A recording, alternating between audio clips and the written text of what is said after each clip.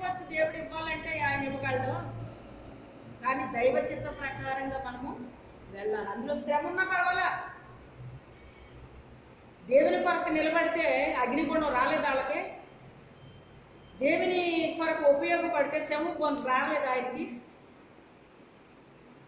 దేవుని కొరకు నిలబడితే చెరసాల్లోకి వెళ్ళలేదా ఏసేపు, గుంట్లో కొట్టి పడేయలేదా? శ్రమలు రావా? శ్రమ నొందుట నాకు మేలాయని అంటున్నాడు. ఆ రోజున వాళ్ళు చెప్పడమే కాదు, నేను చెప్తున్నాను. నేను ఈ శ్రమలన్నీ అనుభవించడానికి ఈ రోజు నాకు ఒక్కొక్కరికి జీవితంలో నా సాక్ష్యం పనిచేస్తుంది. ఇప్పుడు నా బిడ్డల సాక్ష్యాలు పనిచేస్తున్నాయి. మేము ఇంత నలిగిపోవడానికి, ఇంత బాధ అనుభవించడానికి మా సాక్ష్యాల్ని నువ్వు ఉపయోగించుకోవడానికి ఇంత శ్రమలో నుంచి మమ్మల్ని నడిపించావా? శ్రమ పడితే పడ్డాం, కానీ ఈ రోజున మేము అనేక మందికి ఉపయోగపడతాం. మరి ఇప్పుడు ఆ సాక్ష్యం వాళ్ళకి ఎంత బలాన్ని ఇచ్చింది? మీరు ఇన్ని అనుభవించారా? ఇన్ని అనుభవించారా? మరి చెప్పుకుంటా తిరగం కదా? చెప్పుకుంటా తిరుగుతామండి. చూడండి, మరి మా అమ్మగారు, మా నాన్నగారు, మా కుటుంబం అంతా నన్ను ఎంత గారాబంగా పెంచారు. ఏంటో ఇక్కడికి వచ్చి ఇలాగా 10 మనుషులు చేయాల్సి వస్తుంది. బానిసలో వాడుకుంటున్నారు. ఎక్కడ నీ అమ్మ చెప్పు తిరిగాడండి అక్కడ ఏసేపు. ఇంత నమ్మకంగా యథార్థంగా చేస్తేనండి చూసారే ఎంత నిందన మీద వేసారు అన్నాడండి. అంటే మాత్రం నమ్మి కూడా అనుకున్నాడు. దేశం అంతా దుమ్మెత్తిపోసారు అతని మీద. ఎందుకు? పాపము చెయ్యనందుకు. పాపము చెయ్యనందుకు. పాపము చేస్తేనే మాట అనిపించుకోవట్లేదు ఈ రోజుల్లో, అవునా కదా? అనిపించుకోవట్లేదు. పాపము చెయ్యకుండా అనిపించుకోవాలంటే ఇంకెంత బాధ ఉంటుందో ఆలోచించండి మీరు. కనీసం ఒక్కరు కూడా తన మాట వినేవాళ్ళు కానీ, అలాగా అని ఆదరించే వాళ్ళు కానీ ఒక్క వ్యక్తి ఉన్నారా? చెప్పండి, ఒక్క వ్యక్తి ఉన్నారా? నా కష్టంలో కూడా ఒంటరిగానే ప్రతీదీ నేర్పించాడండి దేవుడు. అయితే మీరు అన్ని దేవుడి మీద ఆధారపడిపోయేవారమ్మా. మరి అంతే. మరి ఇది చదువుకుని అక్కడ పెట్టినాక బైబిలు మరి స్వతంత్రించుకోద్దాం మనం. వాక్యాన్ని వింటున్నాం, వినేసి వదిలేకపోయినా దాన్ని పట్టుకోవాలి కదా మనం. అది స్వతంత్రించుకోవాలి కదా మనం. మన జీవితంలో జరిగించుకోవాలి కదా. అది మన జీవితంలో జరగాలి అంటే ఆయన చిత్తాన్ని మనం నెరవేర్చే బిడ్డలమైతేనే పరలోకంలో ప్రవేశం ఉందని ఖచ్చితంగా చెప్పేశాడు ఆయన. మళ్ళీ అలాగేలా కాకుండా ఈ నామాన్ని బట్టి ఇలా చేసాం అలా చేసామని చెప్పేవాళ్ళు కూడా ఉంటారు, కానీ నా చిత్తాన్ని చేయడంలో. ఈ రోజు అనేక మంది ఉపయోగపడుతున్నారండి. ఉపయోగపడడం మంచిదే, కానీ తండ్రి చిత్తాన్ని నెరవేర్చే వాళ్ళు ఎంతమంది ఉన్నారు? నా తండ్రి చిత్తాన్ని నేను నెరవేర్చాలి అనుకునే వ్యక్తులు ఎంతమంది ఉన్నారు? ఎన్ని కుటుంబాలు ఉన్నాయి? పరలోకం కావాలి, అందరికీ కావాలండి పరలోకం. నరకం ఎవ్వరికే వద్దు. వెళ్ళమని ఎవరో అంటారు, కోరుకోరు.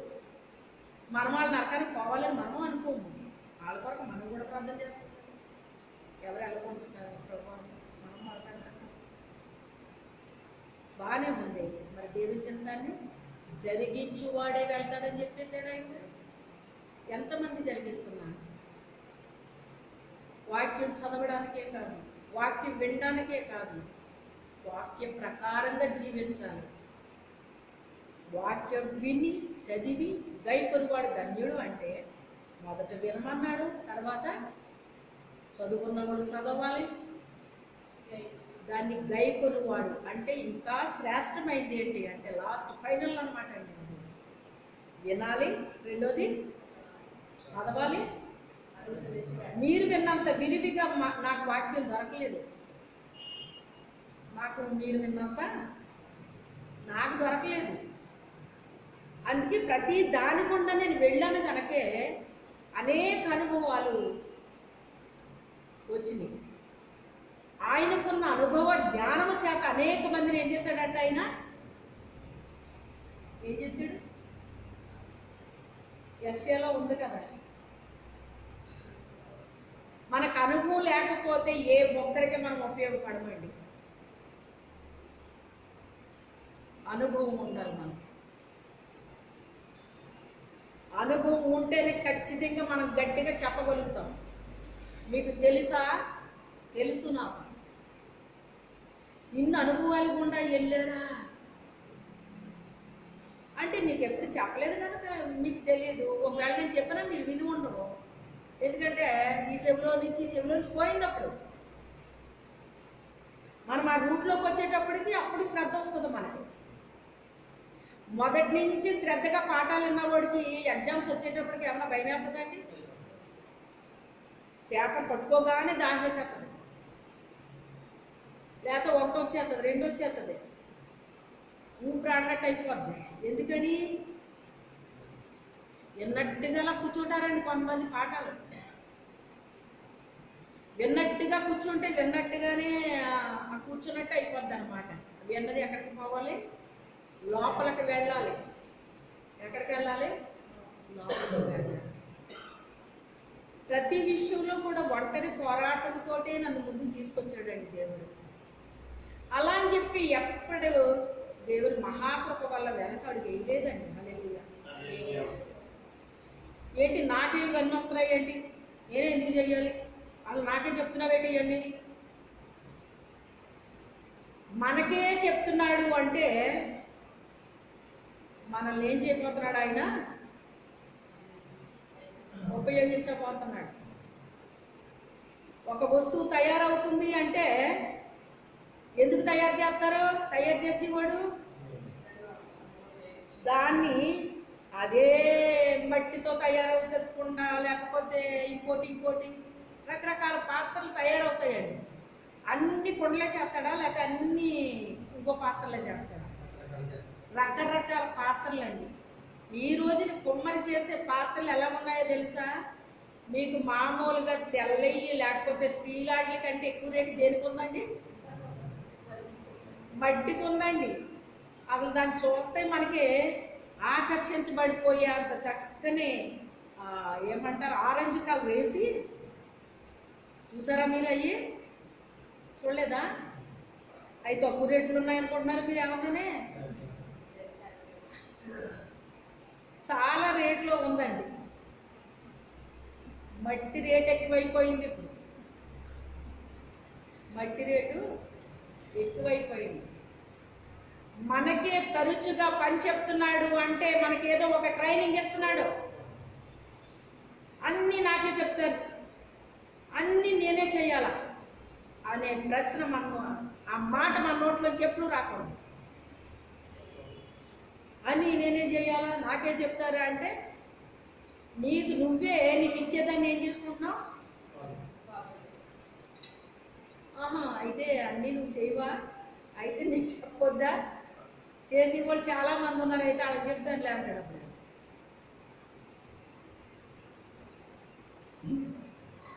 ఎంతోమంది ఎదురు చూసేవాళ్ళు ఉంటారటండి. నాకు ఇస్తే బాగుండు, నేను చేద్దామని.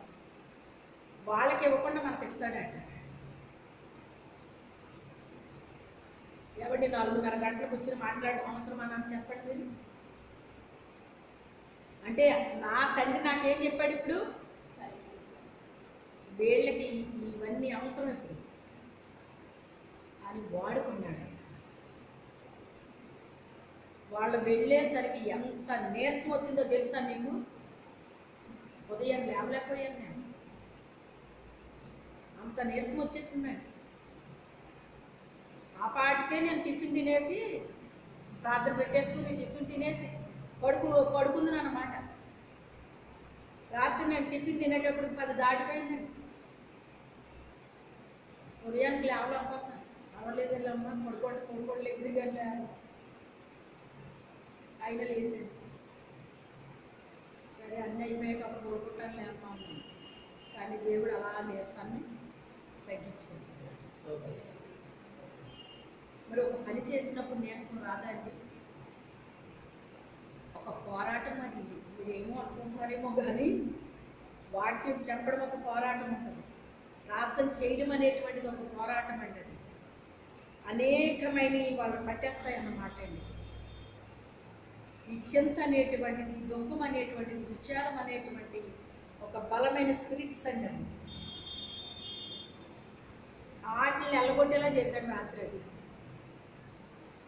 అందుకే ముఖం అలా ప్రకాశించింది. అయిపోయింది పని. ఏముంది నీరసం, కొన్ని గంటలు రెస్ట్ తీసుకుంటే అదే పోతుంది. కానీ నేను చేసిన పని వాళ్ళకే కాదు అనేక మందికి ఉపయోగపడుతుంది. అనేక మంది.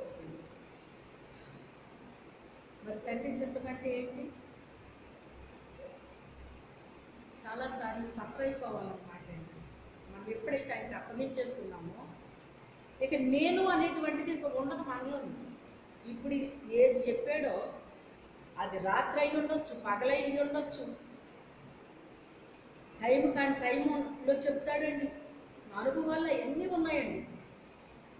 అందుకే ఏ టైం అయినా కూడా నేను చెప్తాను. గల కారణం ఏంటి?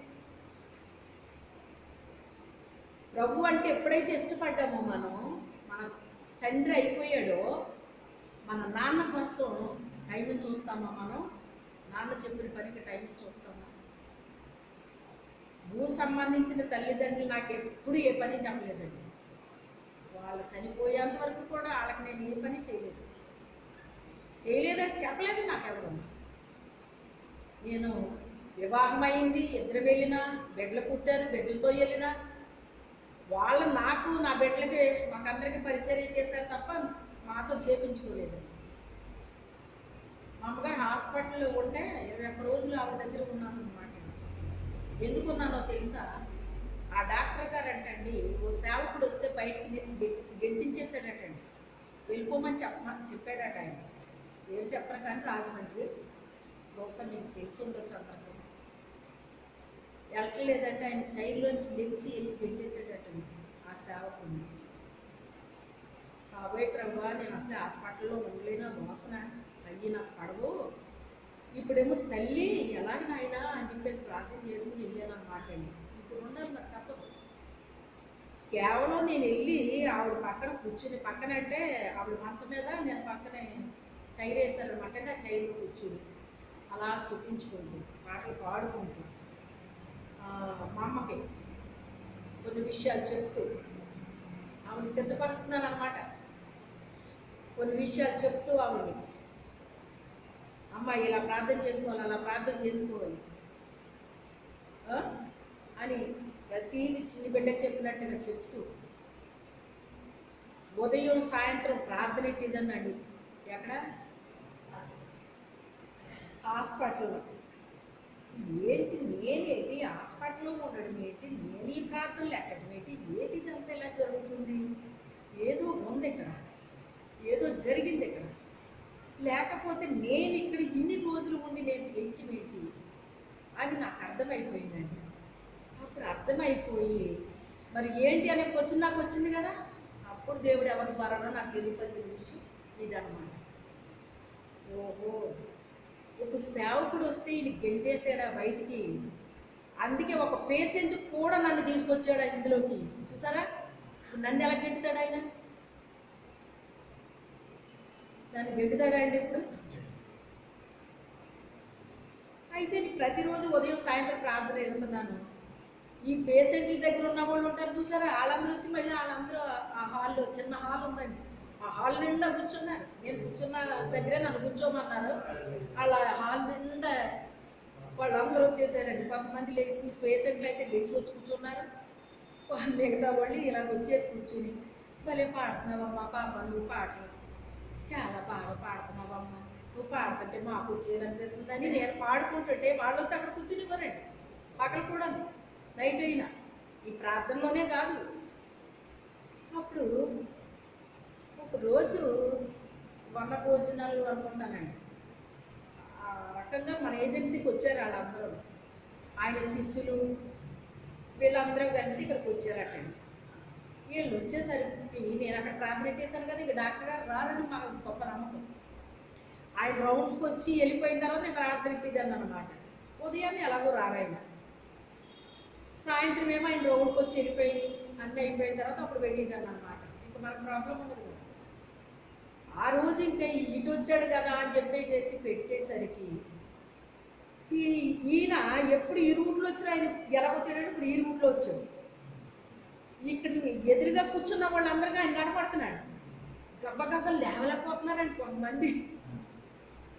మరి సడన్గా వచ్చాడు కదా ఆయన, లేవలేక లేచి ఇంకా కంగారైపోతున్నారండి. ఇంకెటెళ్ళాలో అవకాశం అవ్వట్లేదు.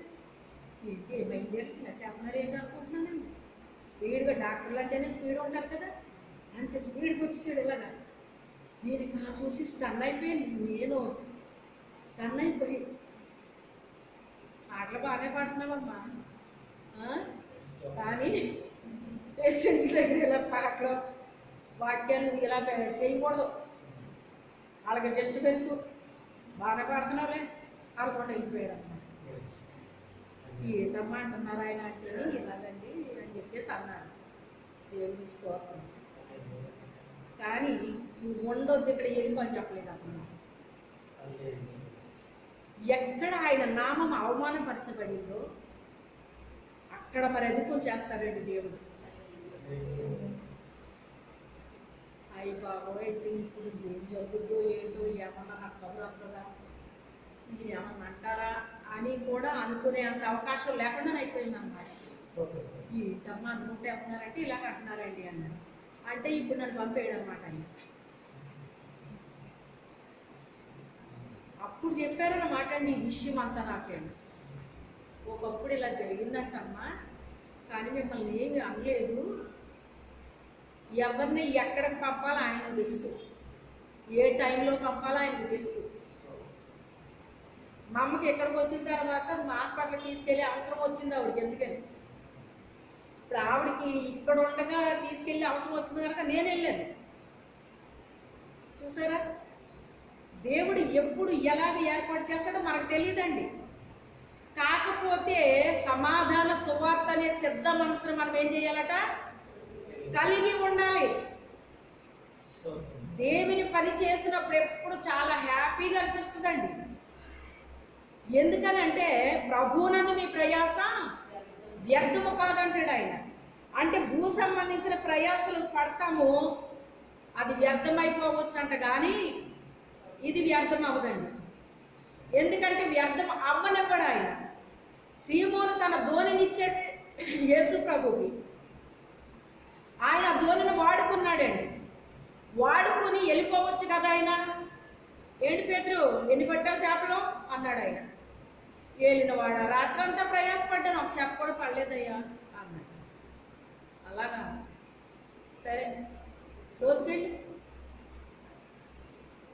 రాత్రంతా ప్రయాసపడ్డాను ఏలినవాడ, ఒక్క చేప కూడా దొరకలేదు. అయినను నీ మాట చెప్పునా. ఆయన మాట చెప్పాడు అంటే జరుగుతుందనే విశ్వాసం మాత్రం ఉంది. దేవుని నోటిలో నుంచి మనతో దేవుడు ఒక మాట విడుదల చేశాడంటే జరుగుతుంది అని అర్థం అన్నమాట. ఆదివారం నుంచి ఒకదాని తర్వాత ఒకటి జరుగుతున్నాయి నాకు. అవి మీకు ఆదివారందే తెలుసు, సోమవారం నుంచి స్టార్ట్ అయింది ఇంకా కొన్ని. అయినప్పటికైనా భయం లేదు నాకు. ఏదో ఇంత భయం కలిగింది. ఎలాగ ప్రభువా, మరి ఎలా ఉంటే ఎలాగా అనుకున్నాను. తర్వాత కార్యము దేవుడు జరిగించడం స్టార్ట్ చేసింది. అద్భుతమే చేశాడండి. చెప్పాలి అంటే ₹1 ట్యాబ్లెట్ వేయలేదు తెలుసా. ఇన్ని ప్రయోగాలు నా మీద జరుగుతున్నాయి అంటే అందులో నన్ను ఏం చేస్తున్నాడు ఆయన, స్ట్రాంగ్ చేస్తున్నాడు. ఏం చేస్తున్నాడు, స్ట్రాంగ్ చేస్తున్నాడు. 3 రోజులు స్నానం లేదు, తగులుకోలేదు. అది జరిగింది. ఎక్కడో ఉన్న నా స్నేహితురాలను పంపించాడు, ఆమె వచ్చి నాకు తలదు వెళ్ళి జడేసి వెళ్ళింది. ఆదివారం చేసిన స్నానం, నిన్న చేసిన స్నానం. ఇప్పుడు వేసవకాలం మనం స్నానం చేయకుండా ఉండదామండి? మరి శ్రమ గుండా వెళ్ళకపోతే అనుభవాలు ఎలా వస్తాయండి? శ్రమ నచ్చదు మనకి, కానీ ఏం కావాలి? మనం ప్రాధాన్యత అన్ని జరిగిపోవాలి. శ్రమ నచ్చదు, కష్టం నచ్చదు, ఎప్పుడు ఏం జరుగుతుందో మనకు తెలియదు. కానీ అది జరిగే కొద్ది నాలో ఇంకా ఒక పౌరుషం వచ్చేస్తుంది అనమాట. అది ఇంకా స్ట్రాంగ్ చేస్తున్నాడు దేవుడు. ఏ రోజుకి ఆ రోజు తన వాక్యం ద్వారా నాతో, దైవజనుల ద్వారా నాతో మాట్లాడుతున్నాడు ఆయన. ఇవన్నీ నీ జీవితంలో జరుగుతున్నాయి అంటే ఈ రోజు మాట్లాడిన మాట చెప్పరా నేను? విశ్వాసి దీపాన్ని ఆర్పేస్తేనంట ఆ విశ్వాసం ఒక్కటే చనిపోతుందట, పెద్ద ప్రాబ్లం ఉండదట. కానీ ఏ వ్యక్తిని దేవుడు వాడుకుంటే వేల కొలది, లక్షల కొలది ఆత్మలు వెలిగించబడతాయని సాతానుకు తెలుసు, ఆ దీపాన్ని ఆర్పుతాడటండి. ఒక్క దీపాన్ని ఆర్పితే ఇంకా ఆ దీపం వల్ల వేరే దీపాన్ని వెలిగించే అవకాశం లేని వాళ్ళు ఉన్నారనుకోండి, ఆ దీపం దూరితే అడటండి.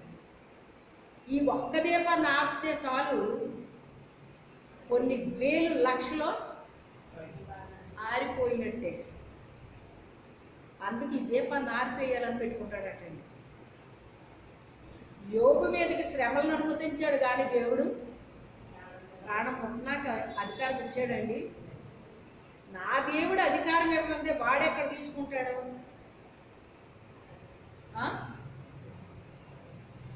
నువ్వు ప్రాణం మాత్రం ముట్టొద్దు.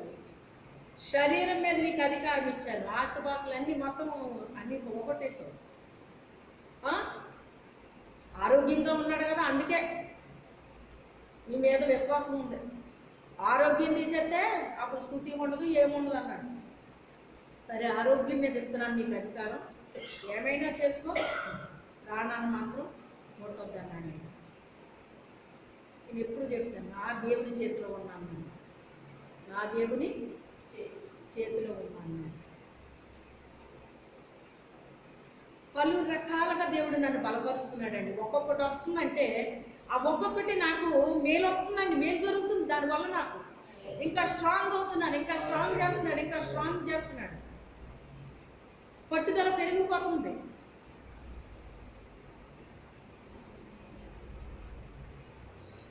ఇప్పుడు వెయ్యాలండి, నీ మాట చెప్పున వేస్తున్నాను, రాత్రంతా ప్రయాసపడ్డా మేలిన వాడ ఒక్క చెప్పకూడదు. సరే వెయ్యన్నాడు, నీ మాట చెప్పున అంటే ఆయన మాట మీద ఆయనకు నమ్మకం ఉంది. వేశాడు. ఎన్ని దొరికినాయి అంట? మరి రాత్రంతా ఈ వల వేయలేదు, అక్కడే వేశాడు కదా వల. ఆ చేపల రాశికి ఆయనకి ఏమైపోయిందంట?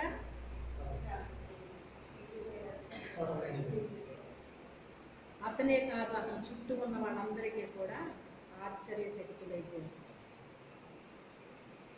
అతను పట్టలేకపోయాడు, చుట్టూ ఉన్న వాళ్ళు పట్టలేకపోయారు. ఎవరికో చేప దొరకలేదు. మీరు ఎంత భారంగా చేస్తున్నారని ఎప్పుడు అనుకోలేదు అంటున్నారు. ఎన్నిసార్లు చెప్పాను నేను? మనం అంటాం కదా, చిన్నపిల్లలు ఏమంటామండి, నీకు ఎన్నిసార్లు చెప్తున్నాను, నీకు అసలు పొరకెక్కుతుందా అంటే అలా చూస్తారన్నమాట. ఎక్కడికి ఎక్కలేదు. అది ఈ లోపలికి వెళ్ళిపోయిందంటే రెండోసారి ఎందుకు చెప్పించుకుంటారా? లేక చెప్పించుకోరు. విస్తారమైన చేప వచ్చేసాడు. ప్రయాస పడినప్పుడు దొరకలేదయ్యి. మనము ప్రభు కొరకు ప్రయాస పడి పడి ఎప్పుడైతే ఉన్నామో విస్తారమైన చేపలు ఏం చేస్తాడంటే దేవుడు ఇస్తాడండి. అన్ని నక్షత్రాలు నీతి మార్గమును అనుసరించి నడిచేటట్టుగా చేసినయ్యా చెప్పండి. ఏ నక్షత్రాలు నడిపించినవి? ఆయన నక్షత్రాలు, ప్రకాశించే నక్షత్రాలు, యథార్థవంతులు స్తుతిస్తుంటేనంట శోభస్కరంగా ఉంటుందటండి. శోభస్కరం. ఎందుకని? యథార్థమైన హృదయంతో వాళ్ళు ఏం చేస్తున్నారు? స్తుతిస్తున్నారు కనుక దేవునికి అది శోభస్కరంగా కనబడుతుందటండి. శోభస్కరంగా. దేని గురించి కూడా మీరు చింతపడరు. ప్రార్థన చేయండి. ఈ జీవితంలో ఎన్నో చేశాను కదా, నేను ఎప్పుడు చేస్తాను, నేను ఎప్పుడు చేస్తాడండి ఆయన మనకి. కాకపోతే మన బొర్రలే స్థిరంగా ఉండవు, మన బుద్ధులు స్థిరంగా ఉండవు. చేసినప్పుడు దేవానికి స్తోత్రం తండ్రి అంత గొప్ప కార్యం చేసేసావు, అయిపోయింది.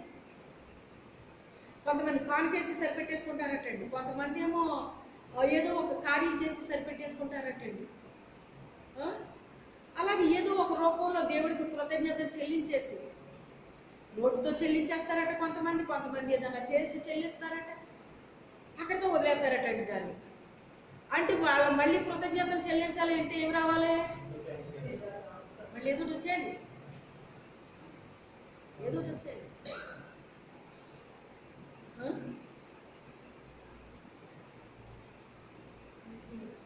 దేవుని చిత్తాన్ని జరిగించే బిడ్డలుగా మనము ఉండాలి. మన హృదయంలో స్థిరమైన అటువంటి నిర్ణయాలు చెయ్యాలి. మన హృదయంలో నోటితో నిర్ణయం చేస్తే వదిలేస్తామండి. ఎక్కడ చేసుకోవాలి తీర్మానం? హృదయంలో రావాలని మనకి. అంతకంతకి మనలో ఒక పౌరుషం రావాలన్నమాట అండి. పౌరుషం గల ప్రభు కోపిమ్మగా ఏమి ఒడికిపోయినాయి అంట? పర్వతాల పునాదులే ఒడికిపోయినాయి అంటండి. ఆయన ఒడిగా ఊపిరి విడిస్తే సముద్రం 2 పాయలు అయిపోయి 6 నెలలుగా అయిపోయిందంటండి. మోసే కర్రెత్తినందుకు అయిపోలేదు. కాకపోతే అక్కడ నన్ను గణపరచువారు, నేను గణపరుస్తానని రాయబడినట్లుగా మోసే దేవుణ్ణి 80 సంవత్సరాల ట్రైనింగ్లో ఉండిపోయాడటండి. 40 సంవత్సరాలు ఏమో ఐగుప్తు ట్రైనింగ్లో ఉన్నాడటండి. తర్వాత ఇంకో 40 మందర కాసే ట్రైనింగ్లో ఉన్నాడటండి. ఆ మిగతా 40 ఇశ్రాయేల్ని నడిపించే పనిలో ఉన్నాడంట. అంటే ఈ ట్రైనింగ్ ఆ ట్రైనింగ్ కలిసి 30 లక్షల ప్రజలకంటండి ఒకే రోజు బాప్తీసాలు అయిపోయినాయి అంటండి. హల్లెలూయా. అంటే మొత్తం ప్రపంచంలో ఉన్న పాస్టర్లందరూ కలిసి బాప్తీసాలు ఇచ్చిన అంతమందికి ఇవ్వలేరట. కానీ ఏం జరిగిందంటండి, 80 సంవత్సరాలు అతను ఎక్కడ ఉండిపోయాడు? ట్రైనింగ్లో, వెయిటింగ్లో ఉండిపోయాడండి. వెయిటింగ్లో ఉండిపోయాడు. వెయిటింగ్లో ఉండిపోవడం కాదు, అతనికి తర్ఫీదు ఇచ్చేస్తున్నాడు దేవుడు. అన్ని రకాలుగా అతను ఏం చేస్తున్నాడు? తయారు చేసేస్తున్నాడు. మనం తయారవ్వకుండా ఎలా నడిపించగలం? ఎలా చేయగలం?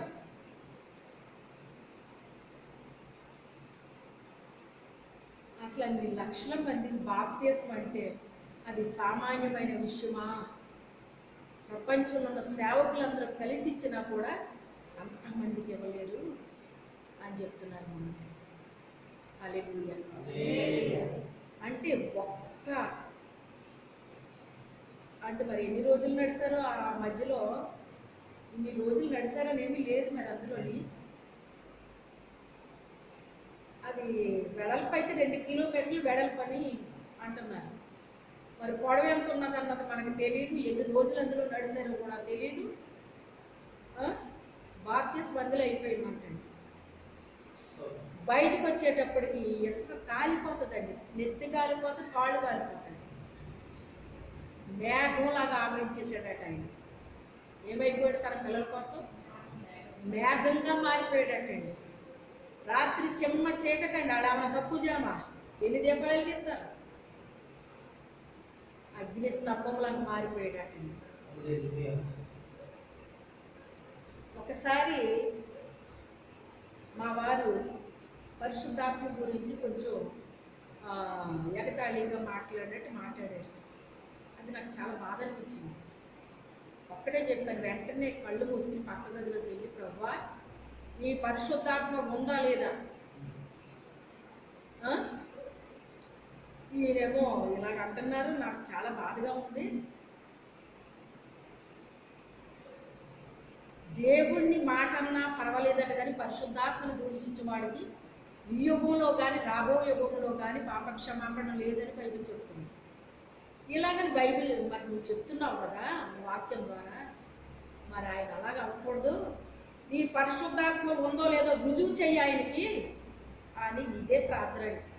ఏం చేయలేదు, రోజు చేయలేదు, ఆ ఒక్కటే ప్రార్థన. 1 నిమిషం పట్టిందో మరి ఎంత పట్టిందో.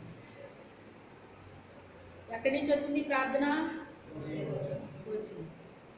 వచ్చేటప్పటికి నెల పూర్తి అవ్వకుండానే ఒకడు కాంట్రాక్ట్ మీటింగ్లు పెట్టుకుంటున్నాడండి 3 రోజుల ఇంట్లో పెట్టుకుని. ఎందుకంటే ఆయన మా ఇంటికి వచ్చినప్పుడు జ్వరంతో వస్తే ప్రార్థన చేయమని దేవుడు నన్ను ప్రేరేపించాడు. ప్రార్థన చేస్తాను, చేయించుకుంటారు ఆయన అన్నాను. అంతే, చేయించుకోరు ఆయన అన్నాను. అప్పటికి ఈయన్ని దుష్టుడు ఉపయోగించుకుంటున్నాడు. అది మరి దేవుని పనిలో నేను గొప్ప బలంగా వాడబడుతున్నాను. ఎప్పుడైతే బలంగా వాడబడుతున్నానో పక్కనే పని చేస్తూ ఉంటాడు. అనేటప్పటికి నేనేమి మాట్లాడలేదు, అలాగా ఉండిపోయింది. ఆయన విన్నాడు. ఎంతకీ వాళ్ళు క్రైస్తవులు అంటాడు, వాళ్ళ చౌదరీసు క్రైస్తవులు అంటాడు. అప్పుడు ఆయనకు వినబడింది, నేను అన్న మాట వినబడింది, ఈయన అన్న మాట వినబడింది. అప్పుడు వెంటనే ఆయన ఆగి, మేడం గారు ప్రార్థన చేస్తానన్నారు కదండి, చెయ్యమనండి, మేము దేవుడిని నమ్ముకున్నామండి అన్నాడు ఆయన. అప్పుడు ఈయన వెనక్కి వచ్చి ఇలాగ నాకు వెంటనే నాకు ఆనందం వేసేసింది. అప్పుడు ఆయన తీసుకెళ్ళి ప్రార్థన చేసి, అప్పుడు ఇది మీరు వాడుకోండి, ఎప్పుడు ఏ అవసరం వచ్చినా వాడుకోండి, ప్రార్థన చేసుకుంటారు కదా ఎలాగ మీరు అనేసరికి అది వేసుకునేటప్పటికంటే అండి ఇద్దరు కలిసి క్యాంప్ వెళ్ళారు. అంటే ఆయన సైట్కి ఇన్ని తీసుకెళ్తున్నారు అన్నమాట, అందుకు వచ్చారు ఈ కోసం. ఇద్దరు కలిసి ఆ క్యాంప్ ప్లేస్కి వెళ్ళేటప్పటికి ఆయన జ్వరం తగ్గిపోయింది. ఇక ఆయన వాడుకోవటం, ప్రార్థన చేసుకోవటం, వాడుకోవటం, ఆయన తగ్గిపోవటం. ఇలాగని ఇంటికి వెళ్ళి వాళ్ళ మిస్సెస్తో చెప్తే, అయితే మన ఇంట్లో ఇలాగ ఏర్పాటు చేసుకున్నాం కదా, అప్పుడు వాళ్ళ ఫ్యామిలీ అంతటిని మనం పిలుద్దాము అని అనుకున్నారట. మళ్ళీ ఆయన ఇంటికి వెళ్ళి వచ్చినప్పుడు ఇలాగని చెప్పారట. సరే వెళ్దాము అనుకునేటప్పటికి దుష్టుండని పడగొట్టేశారు. జ్వరం పెట్టాడు, జ్వరం పెట్టేటప్పుడు లేవలేకపోతున్నాను నేను. మరి అక్కడ దైవ కార్యం ఉంది కదా, ఎక్కడన్నా దైవ కార్యం ఉందంటే ముందు ఎక్కడ నన్ను పడగొడతాడు అన్నమాట. కానీ ఎలాగోలాగా లేచి వెళ్ళిపోతానో తర్వాత తగ్గిపోతాను. అప్పుడు ఇదండి నా పరిస్థితి. ఇప్పుడు మా వారికి వెలిగిందనమాట.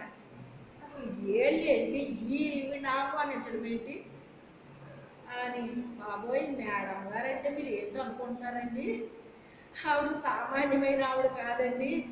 అసలు ఆవిడ మీకు భార్యగా దొరకటం మీరు చాలా అదృష్టవంతులు చేయగారు అని ఇంకెప్పుడెల్లా చెప్పడం మొదలెట్టాడట ఆయన. చూసారా, ఆయన ఈయనకు సువార్త చెప్తున్నారు అన్నమాట. ఎవరి ద్వారా ఎలా చెప్పాలా అని తెలుసు. చెప్పేటప్పుడు మొత్తం మీద అయ్యి బాబోయ్ నీ మీద చాలా విశ్వాసం వచ్చేసింది ఆయనకి, నీ గురించి చాలా గొప్పగా చెప్తున్నాడు ఆయన, ఎప్పుడు వెళ్ళినా నీ గురించే మాట్లాడుతున్నాడు ఆయన. వాళ్ళ మిస్సెస్తో చెప్పాడంటే తప్పకుండా ఆమె తీసుకురావాలని బహుమానం, వాళ్ళ ఫ్యామిలీ అంతట్లే రప్పిద్దాం అని. మొత్తం మీద ఇంకా నెల పూర్తవలేదని నేను ఈ ప్రార్థన చేసి వెళ్ళాము. నాకు మరి ఇలా జ్వరం వచ్చింది కదా, నా పరిస్థితి ఇలా ఉందండి. నాకైతే ఆటంకం లేదు, కానీ ఇది నా పరిస్థితి. అంత దూరం నేను ప్రయాణం చేయాలంటే అంత ఓపిక అయితే నాకు లేదు, నేను తిండి కూడా తిట్టలేదు. కాకపోతే నేను నిజంగా మీ ఇంటికి రావడం దేవుని చిత్తం అయితే గనక నన్ను లేపి తీసుకురాగలిగిన శక్తిమంతుడు నేను కలిగి ఉన్న దేవుడు, మీరు కూడా ప్రార్థన చేయండి, నేను చేసుకుంటాను అని చెప్పాను. అవి బాబు తప్పకుండా రావాలా బాబు, మా మిస్సెస్ అసలు ఆవిడ తీసుకురావాలని కొనిపెట్టేసిందండి బాబు అని చెప్పేసి. ఏది ఏమైనప్పటికైనా అక్కడికి వెళ్ళే వరకు కూడా నా నోట్లు ఎది పెట్టలేకపోయాను. దేవుడు ముందే నాకు దర్శనం చూపించాడండి. వాళ్ళు పెద్ద పెద్ద ఇడ్లీ పెడతారని చెప్పేసేసి వాళ్ళు ఇంకా పిలవలేదు. అప్పుడు పెద్ద పెద్ద ఇడ్లీ పెట్టారండి. ఏ ఇంటికో నేను వెళ్ళామంట. పెద్ద పెద్ద గుడ్లు వేసారంట. ఏంటి ఇలా వచ్చింది, ఏంటి ఎవరి ఇల్లు అది, నాకు తెలిసిన ఇల్లు కాదు అని ఇలా అనుకున్నాను. ఆ తర్వాత ఇలా పిలవడం, అక్కడికి వెళ్ళడం, నిజంగానే అంత ఇడ్లీ వేసారండి. బాబోయ్ నేను అసలు తిట్టలేదమ్మా అని చెప్తే, లేదు మేడం గారు తినాలి తినాలి ఇయ్యనంటే కదా ఎత్తాను నేను అంటున్నారు అని వేస్తే తీసాను. ఒక్క ఇడ్లీ ఉంచుకున్నాను. ఈ ఒక్క ఇడ్లీ కూడా తినడం కష్టమని చాలా పెద్ద చేశారు మీరు అంటే, ఆవిడ అలాగే వెళ్ళారండి మాకు పెట్టి. ఆ ఇడ్లీ ఎలా తినేసారు నాకే తెలియదు. ఇంకా విడుదల వచ్చేసింది, ముందు నాకు ఇచ్చేసాడు దేవుడు విడుదల. మరి మనం విడుదలైతేనే కదా అక్కడ పని చేస్తాం. అంతే ఏంటి ఇలా తినేస్తుందని, ఏంటి నాకేమైంది, దేవుడు నన్ను హీల్ చేస్తాడు మొత్తం మీద. నేను వద్దని పంపించేసి ఇప్పుడు అడిగితే ఏమన్నా బాగుంటుందంటే, ఏం పర్వాలేదు ఏమనుకోరు అనేటప్పటికి ఆవిడ మళ్ళీ వస్తున్నారు. ఏమోనండి నేను తినట్లేదు ఇంటి దగ్గర, కానీ ఇప్పుడైతే నాకు ఏమనిపించట్లేదు, నా నోరు మళ్ళీ మామూలుగా అయిపోయిందండి, ఎప్పుడులాగా అయిపోయింది. మార్చేసాడు దేవుడు. 4 ఇడ్లీ తినేసానండి, పెద్ద ఇడ్లీ. ఆ గుడ్లు కూడా నిజంగానే పెద్ద పెద్ద గుడ్లు వండారండి వాళ్ళు. ఇంతంత గుడ్లు కూడా ఉంటాయా అని ఆశ్చర్యం అనిపించింది. నాకు చూపించింది అక్కడ కరెక్ట్ అయింది కదా. అప్పుడు పాట పాడతారమ్మా అన్న. పాడతాను కానండి ఇప్పుడు పాడేంత ఓపిక లేదు అన్నాను. సరే అన్న. ఆ నైట్ పాడినట్టు ఉన్నాను. మళ్ళీ మరుసటి రోజు పాట ఇచ్చారు. పాటిస్తే పాట పాడుతున్నానండి. ఈలోపు వాళ్ళ నాన్నగారు, వాళ్ళ అమ్మగారు అయితే కనీసం ఏదో కూతురు ప్రార్థన పెట్టుకుందని వచ్చి అలా కూర్చుంటారంట. వాళ్ళ నాన్నగారు అయితే అసలు ఆ రోజు అసలు వాళ్ళ ఇంటి ముందుకే రారటండి. ఆయన ఇంటి దగ్గరికి రారట, ఇంటి ముందుకు కూడా రారట. వాళ్ళ పొలము వాళ్ళ ఇంటి ముందు నుంచి వెళ్ళాలటండి ఆ ఎండి పొలాలు. ఆయన ఆ రోజు వెళ్తున్నాడట. అలా వెళ్తుంటే పాట ఆపేసి చెప్తాను కదా, ఏదో నేను పాడుతున్నాను ఇలా కాదు ప్రభు, విన్న వాళ్ళలో ఇది కార్యము జరగాలి. ఎప్పుడైతే నేను ఇలా ప్రార్థన చేసుకుని స్టార్ట్ చేసుకుంటాను అండి, ఆయన్ని కదిలించి ముందు తీసుకొచ్చాడు దేవుడు. మరి రాడు కదా ఆయన, రానాయనే వెళ్తున్నాడు. వెళ్ళేసరికి కరెక్ట్గా ఆ టైంకి దేవుడు నాకు పాట ఇచ్చాడు. పాడుతుంటే ఆ పాట వెళ్ళి ఇప్పుడు ఆయన చెవిలో పడేటట్టు చేశాడు దేవుడు. ఆ పొలానికి వెళ్ళి ఆయన వెళ్ళింటి దగ్గరికి తిరిగాడు. ఏనా అంటే, ఎవరమ్మా అలా పాడుతున్నారు, చాలా బాగా పాడుతున్నారు, ఎవరమ్మా ఆవిడ అన్నాడట. ఎందుకంటే అప్పుడప్పుడు పెట్టుకుంటారు కదా వాళ్ళ ఇంటి దగ్గర ప్రార్థనలో. మరి నా స్వరం వెళ్ళలేదు కదా ఎప్పుడు. అప్పుడు అక్కడ వాకిట్లో మంచం ఉంది, ఆ మంచం మీద కూర్చున్నాడట. మానాదేంటి అసలు వీధిలోకే రాడు కదా, ఈరోజు రావడం ఏంటి, అసలు లోపలికి రావడం ఏంటి, కూర్చోవడం ఏంటి. ఆవిడ జేఈ గారు మిస్సెస్ నాన్న ఇలాగా పలానా చోట నుంచి వచ్చారు. అవునమ్మా, ఆవిడతో పాట వెళ్ళి పాడించుకుంటాను అని ఆ పాట అంతా విన్నాడటండి. విన్న తర్వాత ఇప్పుడు పాట ఏం చేసింది, పాట ద్వారా దేవుడు ఏం చేశాడు, కూర్చోబెట్టాడు. కూర్చోబెట్టిన తర్వాత ప్రార్థన అయిపోయేదాకా కూర్చున్నాడండి ఆయన. అప్పుడు మీ గురించి వెయిటింగ్ అండి మా నాన్నగారు అని పరిచయం చేశారు ఆవిడ. ఆహా, ఈ బిడ్డను నువ్వు ఆకర్షించావా తండ్రి, నీకు స్తోత్రం నాయన అని. మరి ఇప్పుడు నాది నేను నెరవేర్చుకోవాలి కదా, మొదలెట్టాను అనమాట. ఈ స్వరము దేవుడు ఇచ్చాడండి నాకు. అసలు మరి మా వాళ్ళు కూడా విగ్రహాలు తిప్పలే, కానీ దేవుడు నన్ను ఇలాగా దేవుడు వారికి ఇచ్చాడండి. మొత్తం సాక్ష్యం అంతా ఆయన చెప్పేటప్పుడు చక్కగా విన్నాడు అనమాట. దేవుడు ఆకర్షిస్తే తప్ప ఎవరు రారండి దేవుడి దగ్గర రారు. ఆయన ఆకర్షించే ఒక టైం ఉంటుంది, ఆ టైంలోనే వస్తారండి. అప్పుడు అంతా చక్కగా విన్నాడు. ఆ కూతురు అల్లుడు వాళ్ళ సంఘం ఆశ్చర్యపోయారండి. ఈయనేంటి అసలు ఎప్పుడు ఆయన రావడం ఏంటి, కూర్చోవడం ఏంటి, పాట వినడం ఏంటి, ఈ సాక్ష్యం వినడం ఏంటి, చాలా ఆశ్చర్యంగా అనిపించింది అన్నమాట. మొత్తం మీద దేవుడు దర్శించేశాడు. అప్పుడు మరుసటి రోజు కూడా వచ్చాడు అనమాట. ప్రతి ప్రార్థనకి రావడం మొదలెట్టాడు. అప్పుడు లోపలికి రానంటే పర్వాలేదు అన్నట్టు కూర్చోటానులే అని చెప్పేసి పెద్ద ఇల్లు. అప్పుడు ఇంకా బయటే కూర్చుని అలా వినేవాడు. మరి మా కార్యం ఉంది కదా, మరి ఇంకా ప్రార్థన జరుగుతుంది. జరిగేటప్పటికి పాటలు అయిపోయి ప్రార్థన చేసుకుందాము అని చెప్పేసి మోటార్ ఇచ్చారు, పాటలు పాడుతున్నారు. వాళ్ళ పెంచుకొస్తా అనమాట అండి, పరిశుద్ధాత్మ అవన్నీ నమ్మేవాళ్ళు. ప్రార్థన చేసుకుందాం అనేసరికి ఎలాగంటే ఇలా రౌండ్గా కూర్చున్నాం, ఆ హాల్ అంతా రౌండ్గా కూర్చున్నాం అందరం. నేను ఇక్కడ కూర్చున్నాను, నాకు ఎదురుగా ఆయన అక్కడ కూర్చున్నాను. అంటే అలా వచ్చింది, అది కావాలని కూర్చున్నాను కాదు, అది దేవుడు సెట్ చేశాడు. అలాగా ప్రార్థన చేస్తున్నామండి, ఆయన అభిషేకించేశాడు దేవుడు. అభిషేకం ఎప్పుడైతే ఆయన మీదకి వచ్చిందో ఎగురు వచ్చి నా దగ్గర పడ్డారటండి. హల్లెలూయా.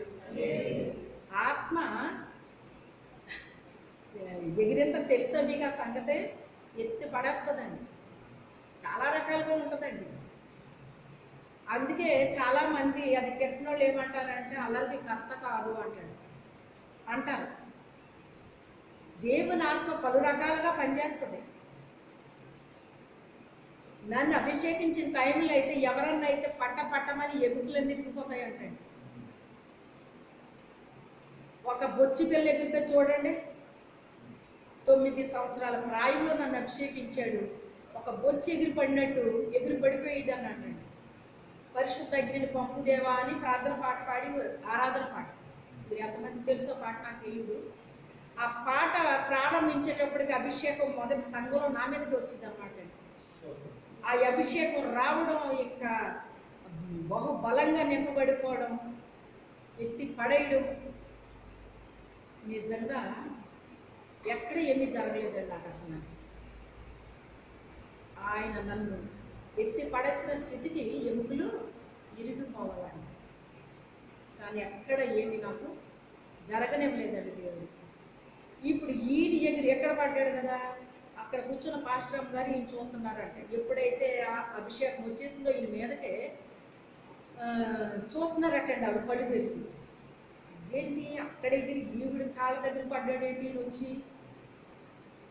అంటే, ఈయన ఏదో దేవుని విషయంలో ఈయన హింసించాడు, అందుకే పరిశుద్ధాత్మ దేవుడు ఆయన్ని క్షమాపణ చెప్పిస్తున్నాడు ఆవిడకి అని అర్థమైంది.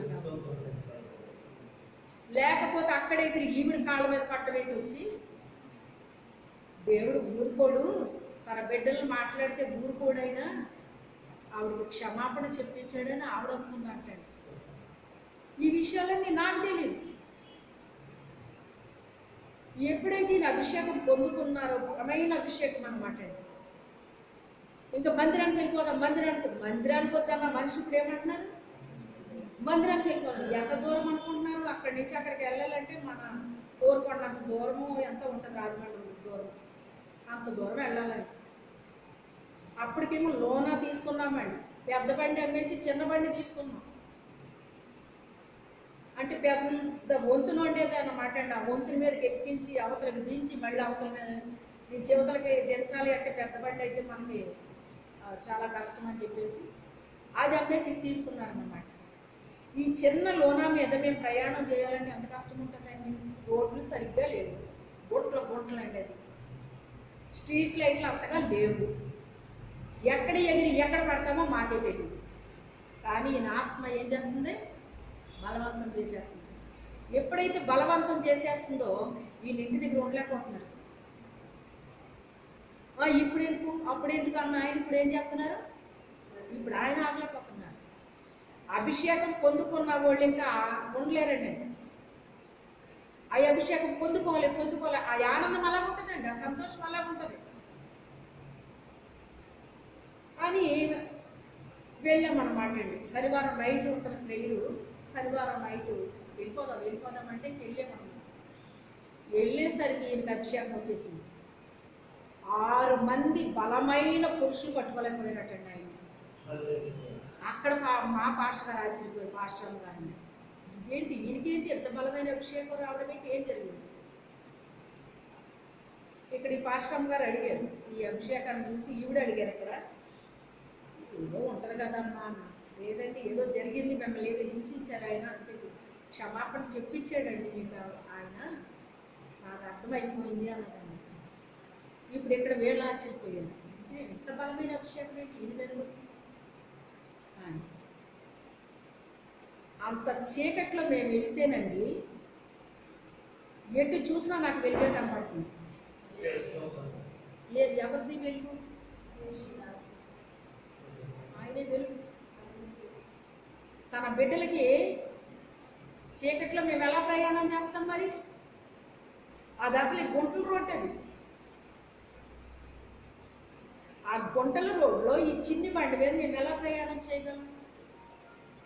క్షేమంగా తీసుకెళ్ళాడండి దేవుడు, క్షేమంగా తీసుకొచ్చాడండి ఇంటికి. మా ఇంటికి వచ్చేస్తున్నాం అన్నమాట. అప్పటికి 5 అయ్యిందండి, తెల్లవారుజాము 5 అయ్యిందండి. ఆ నైట్ హోల్ నైట్ అనుకుంటా ఆ రోజు.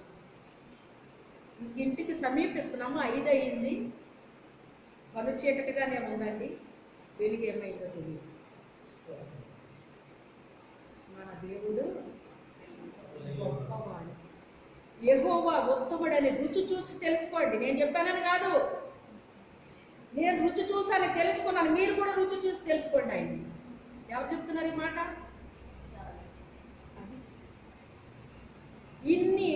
ఇన్ననే కాదు, చాలా అనుభవాలు గుండా పరిశుద్ధాత్మ దేవుడు మమ్మల్ని నడిపించాడు.